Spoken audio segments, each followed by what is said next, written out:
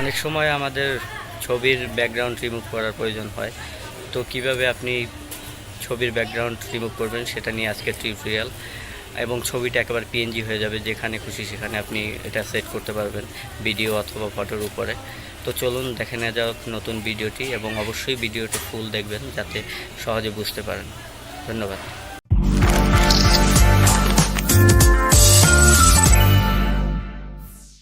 Hello viewers, আসসালামু আলাইকুম।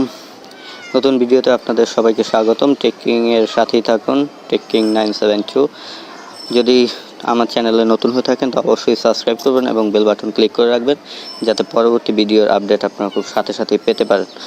তো আজকে ব্যাকগ্রাউন্ড ইরেজার নিয়ে আলোচনা করব। এটা আসলে ব্যাকগ্রাউন্ড ইরেজার একটা অ্যাপ।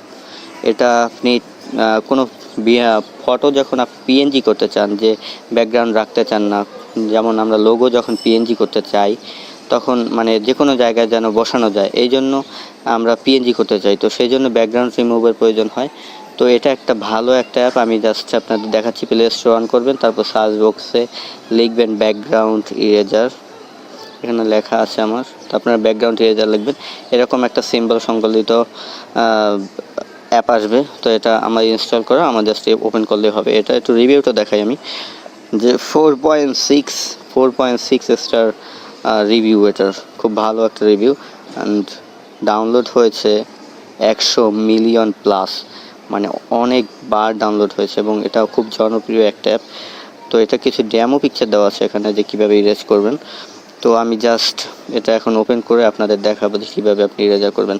তো যে কোনো অ্যাপ ফোনে ইনস্টল করার পর পারমিশন চাইবে, এটাই স্বাভাবিক বিভিন্ন ধরনের। তো পারমিশনে অ্যালাউ করে দেবেন।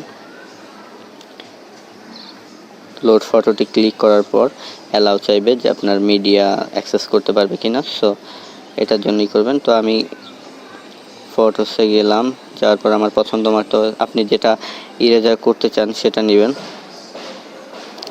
তো আমি জাস্ট দেখানোর জন্য আপনাদের সিম্পলভাবে আমার এই লোগোটা আমি এরকম তৈরি করেছিলাম, জাস্ট এই লোগোটা দিয়ে আপনাদের দেখাই যে এই লোগোটা আমি এরকম তৈরি করেছিলাম, কিন্তু লাল ব্যাকগ্রাউন্ডটা কিন্তু আমার চ্যানেলে দেখায় না, তার মানে লাল ব্যাকগ্রাউন্ডটা আমি কেটে দিয়েছি।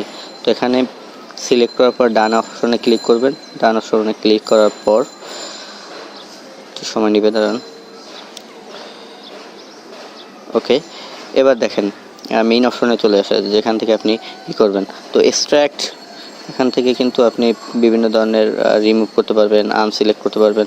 তো এটার দরকার নেই, জাস্ট আমরা যে বিজি কালার, ঠিক আছে, এটার মানে কতটুকু নেবেন, নেওয়ার পর এভাবে কালার করতে পারবেন এটাকে, ঠিক আছে। তো এটা আন্ডু করতে চাইলে উপরে আন্ডু অপশন আছে, এখানেও আন্ডু অপশন আসে।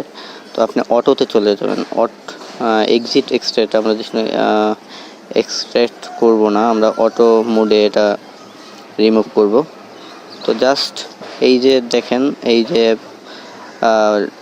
হোল্ড মানে এই ডায়ালারটা, এটা দিয়ে আপনি জাস্ট পরে লালের উপরে ছেড়ে দিবেন, অটোমেটিকলি ব্যাকগ্রাউন্ডটা রিমুভ হয়ে যাবে। বা আন্ডু করে একটু দেখাচ্ছি, ম্যাজিক অপশনে দিলেও আপনি কিন্তু নিজের ইচ্ছা মতো রিমুভ করতে পারছেন। তো অটোটাই ভালো, যাদের মানে এক কালার ব্যাকগ্রাউন্ড তারা অটোতে ক্লিক করলে একসাথেই মানে রিমুভ হয়ে যাবে। যদি কোনো জায়গায় ভুল হয় আন্ডুতে ক্লিক করবেন, আন্ডু আবার আগের মতো হয়ে যাবে। ম্যানুয়াল করতে চাইলে ম্যানুয়াল তো বুঝে নিই, নিজের ইচ্ছা মতো করতে পারবেন। অ্যান্ড রিপেয়ার, যদি একটু রিপেয়ার করতে চান যে হ্যাঁ আমার এখানে ভুল হয়েছে, তো এখান থেকে রিপেয়ার করতে পারবেন, আবার কালার করে দিতে পারবেন, জুম করতে পারবেন। জুম করার অপশন হলো এই যে জুম করার অপশন, আপনার হাত দিয়ে আমরা ছবি যেভাবে জুম করি ঠিক সেভাবে জুম করে নিতে হবে। তো এই হলো অপশন। তো অটোটাই হলো সবচেয়ে বেস্ট। অটোটা আপনারা যখনই করবেন, এই দেখেন অটোটাই হয়ে গেছে। তো ডানে ক্লিক করবেন, ডানে ক্লিক করার পর ব্যাকগ্রাউন্ড রিমুভ হয়ে গেছে। এখন কত মাপে আপনি ইরেজার করবেন, তো দেখা গেছে একটু শার্প ইরেজার করার জন্য, যে আমার কোনো চিহ্নই না থাকে যে আমার একটা ব্যাকগ্রাউন্ড ছিল, সেক্ষেত্রে 2 স্কেল, 3 স্কেল, 4 স্কেল, 5 স্কেল আপনি দিতে পারেন, যাতে আপনার পুরো ব্যাকগ্রাউন্ডটা রিমুভ হয়ে যায়। তারপর সেভে ক্লিক করবেন আপনার পছন্দ অনুযায়ী। এখানে কিন্তু 5 স্কেল দিলে অনেক সময় ফন্টের সমস্যা হয়, ফন্ট খেয়ে ফেলে অনেকখানি। তো মানে যেটা দেখবেন যে সুন্দর দেখাচ্ছে, একটু জুম করে নেবেন, দরকার হলে দেখবেন সুন্দর দেখাচ্ছে, তখনই ওটা ডান করে দেবেন। তো সেভে ক্লিক করার পর সাথে সাথে সেভ হয়ে যাবে। সেভ হয়ে গেছে, অটোমেটিক ফিনিশে ক্লিক করবেন, বাস সেভ হয়ে গেল। তো এটা হলো পিএনজি তৈরি হয়েছে, ঠিক আছে। যে পিএনজি আমাদের বিভিন্ন কাজে লাগে, আমি জাস্ট একটা উদাহরণস্বরূপ দেখাই দেই।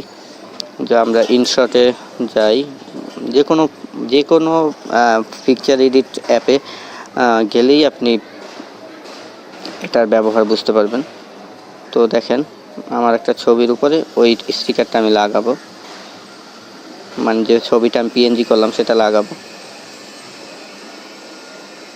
এই প্লাসে ক্লিক করলাম, এই দেখেন এখন কিন্তু আর ব্যাকগ্রাউন্ড নেই। এটা কিন্তু আমি যে কোনো ভিডিওর উপরে বা ফটোর উপরে লাগাতে পারি। তো এই হলো ব্যাকগ্রাউন্ড ইরেজারের কারিশমা। তো আশা করি ভিডিওটা ভালো লেগেছে। ভালো লাগলে অবশ্যই লাইক, কমেন্ট এবং শেয়ার করবেন। এছাড়া চ্যানেলটি সাবস্ক্রাইব করে রাখবেন যাতে পরবর্তী ভিডিওগুলো আপনারা তাড়াতাড়ি পেতে পারেন। ধন্যবাদ।